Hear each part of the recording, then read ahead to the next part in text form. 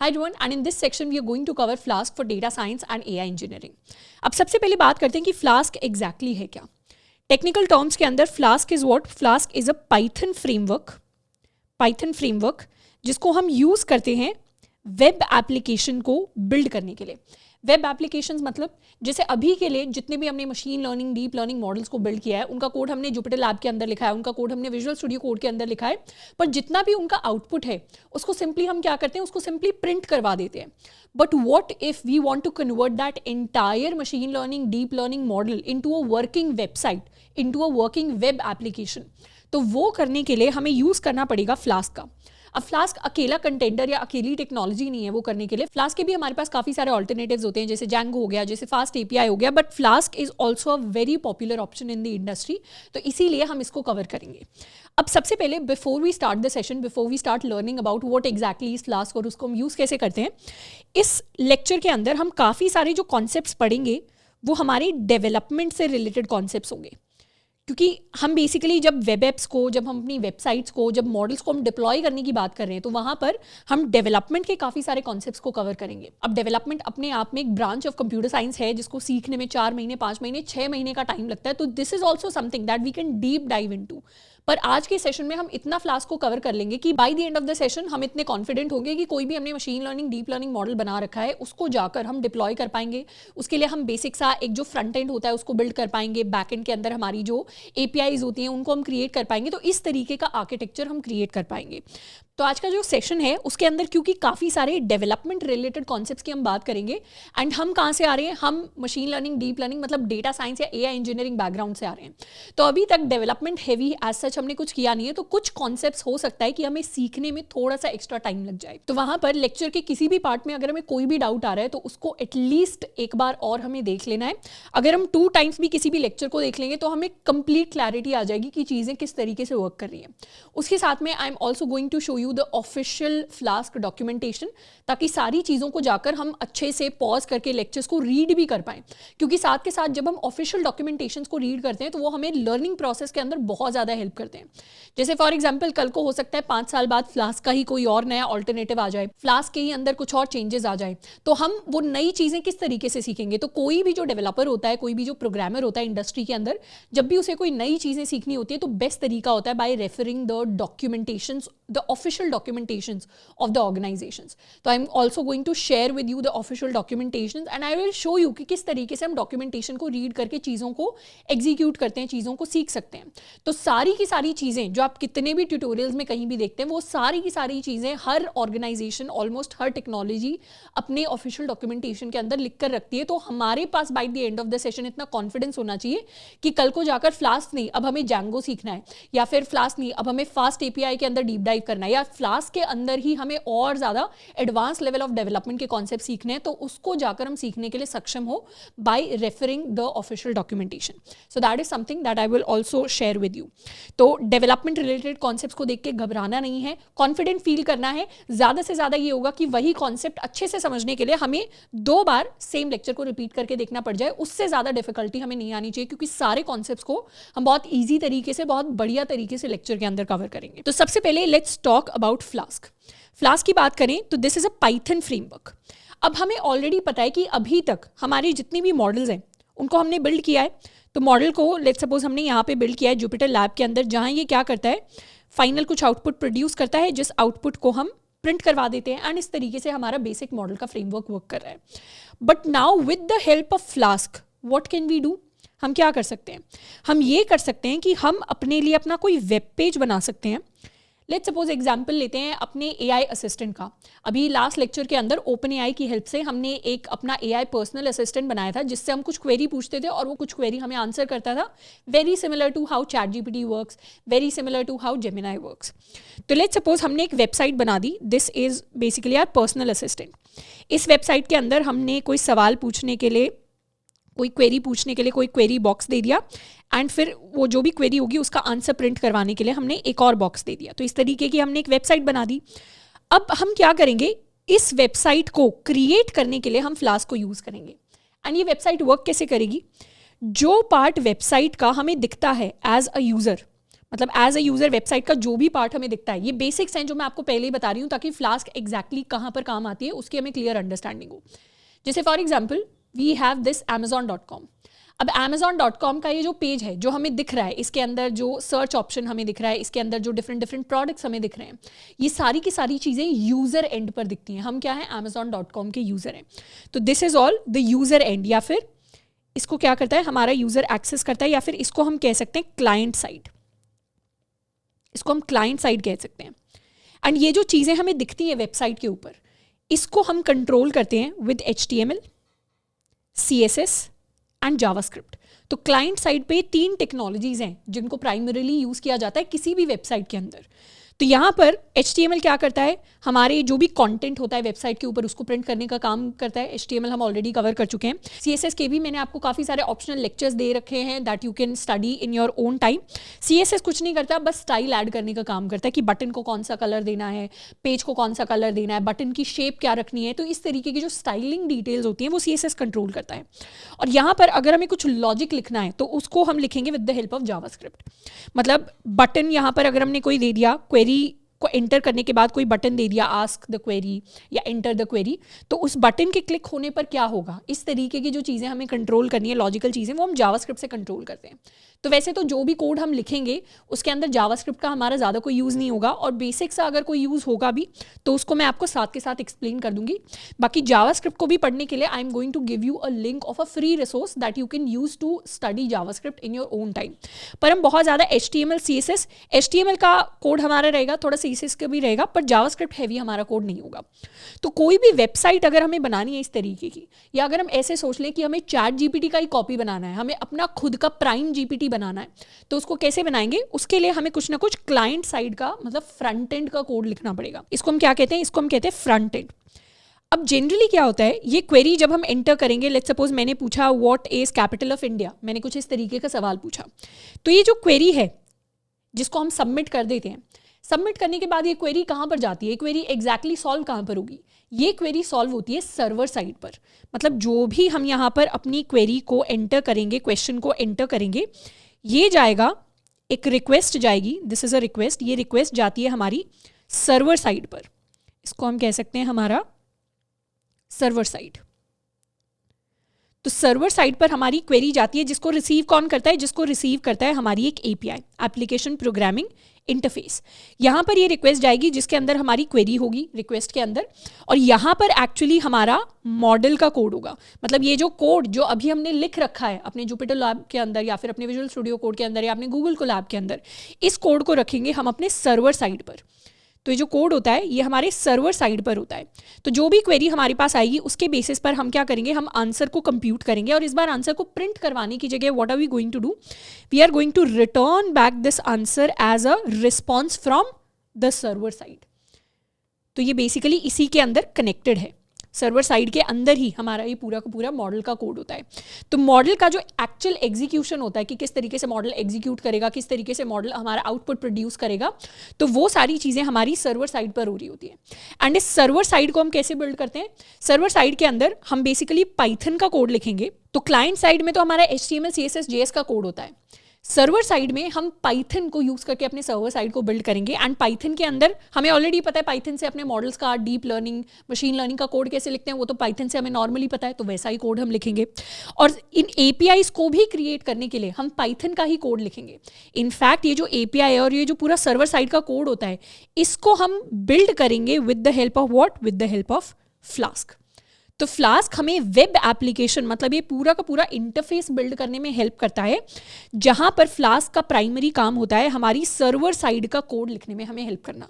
क्योंकि client side का code generally easy होता है, HTML CSS सिंपली हमें लिखनी है, थोड़ा बहुत बेसिक जावास्क्रिप्ट हम लिख लेंगे, उससे ज़्यादा बहुत ज़्यादा हमें डीप डाइव करने की ज़रूरत नहीं है। बट डेफिनेटली अगर हमारा इंटरेस्ट है डेवलपमेंट के अंदर, तो डेवलपमेंट के अंदर भी बहुत सारे कॉन्सेप्ट्स हैं जो सीखे जा सकते हैं अपने आप में। अगर आप बैक एंड डेवलपमेंट, मतलब सिर्फ सर्वर साइड डेवलपमेंट के अंदर भी अगर आप डीप डाइव करोगे, if you learn about sessions, if you learn about cookies, if you learn about authentication, if you learn about authorization, तो बहुत सारे डिफरेंट कॉन्सेप्ट्स हैं जो बैक एंड डेवलपमेंट के अंदर आते हैं।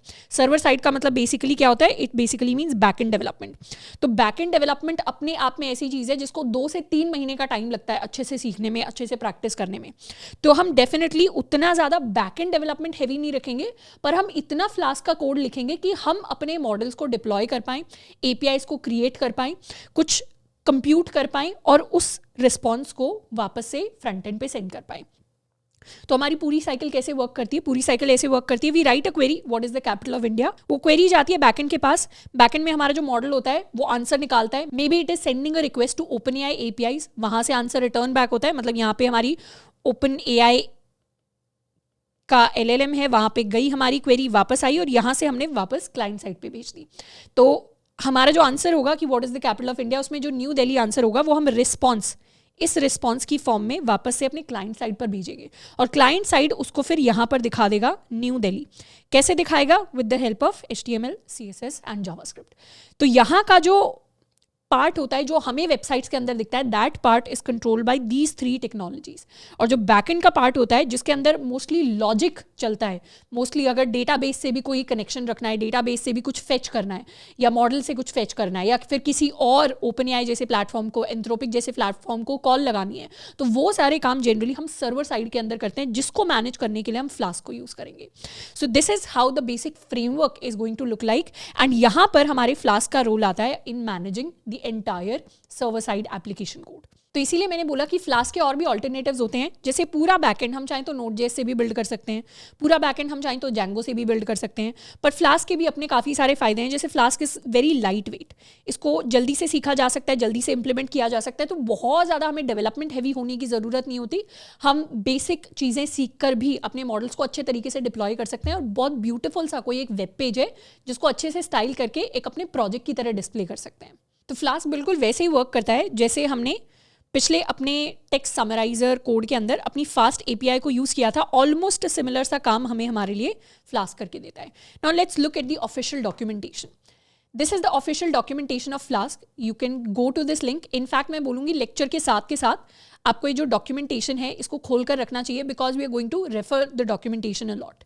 तो इसके अंदर हमें काफ़ी सारे डिफरेंट रिसोर्सेज मिल जाएंगे, कौन से क्या पाइथन वर्जन, किस तरीके से पाइथन इंस्टॉल करना है, कैसे फ्लास्क को इंस्टॉल करना है, काफ़ी सारे क्विक स्टार्ट के हमें टॉपिक्स मिल जाएंगे, ट्यूटोरियल्स भी अवेलेबल मिल जाएंगे, टेम्पलेट्स के बारे में इन्फॉर्मेशन मिल जाएगी।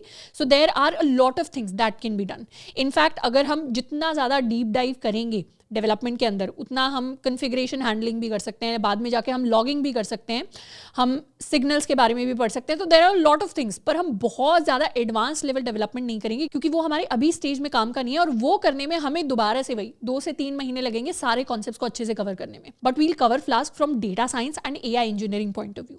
तो सबसे पहले let's start by installing Flask. Most probably आपके सिस्टम में ऑलरेडी इंस्टॉल्ड होगा। मैंने क्या किया है, I have open Visual Studio Code, उसके अंदर I have created this folder called flask class. You can also name it flask, कुछ भी नाम इसको हम दे सकते हैं।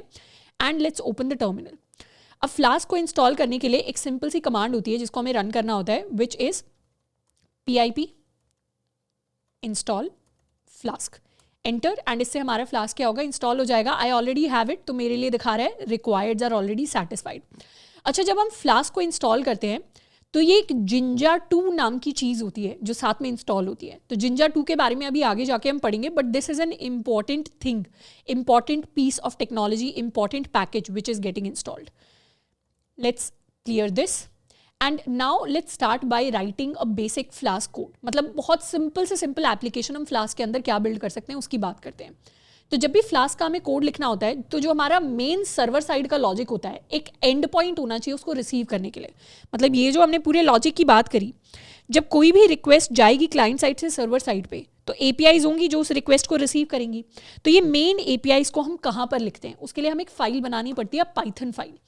तो इस पाइथन फाइल को हम कुछ भी नाम दे सकते हैं। We can call it app.py, we can also call it main.py। Let me call it main.py। तो ये main.py फाइल है जिसके अंदर हम अपनी जो API है, एप्लीकेशन प्रोग्रामिंग इंटरफेस, जो एक्चुअली क्या है, जो हमारे एंड पॉइंट्स हैं उनको रिसीव करने का काम करेंगे। अच्छा, ये जो पाइथन फाइल है इसको आपको कभी भी flask.py नाम नहीं देना है, because that is going to be confusing. Flask अपने आप में एक मॉड्यूल होता है पाइथन के अंदर, तो इस फाइल को हम main.py या app.py बाय कन्वेंशन नाम देते हैं। इसको कोई और नाम भी दिया जा सकता है, बट flask.py इसको हमें नाम नहीं देना है। Now let's write the code for a basic application. तो what can we do? हमारा ये जो कोड है, ये जो पेज है, यहाँ से let's go to the quick start link. although quick start I have already opened, but let me close it down. And ये हमारा quick start का लिंक है. And almost majority of the topics जो हम सीखेंगे वो हमारे quick start के पेज के अंदर हमारे पास अवेलेबल होंगे. जैसे आगे जाके हम देखेंगे static files क्या होती हैं, हम templates को render कैसे कर सकते हैं, how can we access the request data, उसको भी हम देखेंगे. हमारे जो redirects होते हैं वो किस तरीके से हम execute कर सकते हैं, हम APIs को कैसे create कर सकते हैं with JSON. तो बहुत सारे different concepts हैं जो Flask के अंदर किए जा सकते हैं. सबसे पहले let's start by creating a minimal application. तो मिनिमल एप्लीकेशन के लिए let me copy this code and paste it here. तो सबसे पहले तो इस कोड को एग्जीक्यूट करने से पहले इसको एक बार समझते हैं. यहाँ पर क्या हो रहा है, यहाँ पर हम फ्लास्क से जो हमने मॉड्यूल इंपोर्ट की थी उससे हम एक फ्लास्क नाम की क्लास को इंपोर्ट कर रहे हैं. एंड इस फ्लास्क नाम की क्लास को हम यूज़ करेंगे to create our app. App basically means our web app, our web application जो रिक्वेस्ट लेगी और रिस्पॉन्स को रिटर्न करेगी.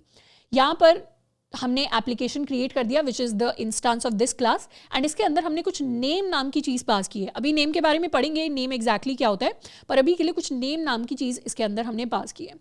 यहाँ पर ये क्या किया है, यहाँ पर एक तरीके से ये हमने अपना एक URL बनाया है which is basically an end point. इसको हम राउट भी कह सकते हैं, राउट, रूट, कुछ भी आप इसको कह सकते हैं, बोथ आर करेक्ट. तो बेसिकली हमने एंड पॉइंट बनाया कि जब भी रिक्वेस्ट स्लैश पर आए, स्लैश को क्या कहते हैं, स्लैश को जनरली हम कहते हैं रूट. तो जब भी कोई रिक्वेस्ट किसी वेबसाइट के स्लैश पर आए तो तब क्या करना है, तब इस फंक्शन को एग्जीक्यूट कर देना है. और इस फंक्शन में जो भी चीज़ रिटर्न हो रही है, हमें पता है ये एक पैराग्राफ टैग है HTML का जो रिटर्न हो रहा है, इसको एज अ रिस्पॉन्स हम रिटर्न कर रहे हैं. तो इस फंक्शन के अंदर रिक्वेस्ट आ रही है और ये क्या जा रहा है, ये रिस्पॉन्स जा रहा है. अब अभी के लिए let's just keep the code as it is and इसको एक बार रन करने की बात करते हैं. कोड को रन करने के लिए हम लिखते हैं app.run एंड इसके अंदर I can write debug equals true. तो इतना कोड हमें लिखना है. यहाँ पे ये ऐप क्या है, ये ऐप यही एप्लीकेशन है और इसको हम रन कर रहे हैं और इसको हम रन कर रहे हैं in the debug mode. Debug mode क्या होता है उसके बारे में अभी बात करेंगे, but let's just first run the code. Code को रन करने के लिए सबसे सिंपल तरीका होता है कि आई राइट पाइथन एंड main.py कि हम क्या कर रहे हैं, अपनी ऐप को रन कर रहे हैं, अपनी फाइल को रन कर रहे हैं. तो इससे हमारा क्या हुआ, इससे फ्लास्क ने क्या किया, it started serving flask app main. मतलब हमारा सर्वर एक तरीके से स्टार्ट हो गया है. एंड ये जो सर्वर है ये डेवलपमेंट सर्वर है, मतलब इसके अंदर हम अभी डेवलपमेंट कर रहे हैं, अपने लोकल होस्ट पे कोड लिख रहे हैं. एंड ये सर्वर कहाँ पर अवेलेबल है, इस लिंक पर अवेलेबल है. I can either copy this link और I can just click on this link. तो let's copy it and let's bring it here. तो हमारे पास इस लिंक पर हमने रिक्वेस्ट भेजी तो क्या प्रिंट होकर आ गया, हेलो वर्ल्ड प्रिंट होकर आ गया. Let me also zoom it a bit. तो हमारे पास हेलो वर्ल्ड प्रिंट होकर आ गया. कल को अगर यहाँ पर हेलो वर्ल्ड की जगह if I write hello from अपना college, let's save it. Save किया तो यहाँ पर दिख रहा होगा, सेव करने के बाद क्या हुआ, ऑटोमेटिकली हमारा जो सर्वर है वो दोबारा से रीलोड हो गया, मतलब नए चेंजेस उसके अंदर आ गए. तो ये किसकी वजह से हो पा रहा है, ये debug इक्वल टू ट्रू की वजह से हो पा रहा है कि ऑटोमेटिक हमारे लिए रीलोडिंग हो जाती है. Now let's refresh it. Refresh करेंगे तो अब आ गया हेलो फ्रॉम अपना कॉलेज. तो इस तरीके से ये जो लिंक है इसमें हम रिक्वेस्ट कहाँ भेज रहे हैं, इसमें हम रिक्वेस्ट स्लैश पे भेज रहे हैं. तो स्लैश पे जब रिक्वेस्ट जाती है उसका मतलब होता है ऑटोमेटिकली सिर्फ लिंक पे ही रिक्वेस्ट जा रही है और वहाँ से जो भी रिस्पॉन्स आता है वो इस तरीके से हमारे लिए प्रिंट हो जाता है. So this is what, this is a end point, this is a route, this is a URL that we have created. हम अपने मल्टीपल एंड पॉइंट्स हैं जिनको क्रिएट कर सकते हैं. इनफैक्ट ये क्या है, ये अपने आप में एक API एंड पॉइंट ही है. इसी को हम अपना API एंड पॉइंट कहते हैं कि जहाँ पर हम रिक्वेस्ट भेज रहे हैं.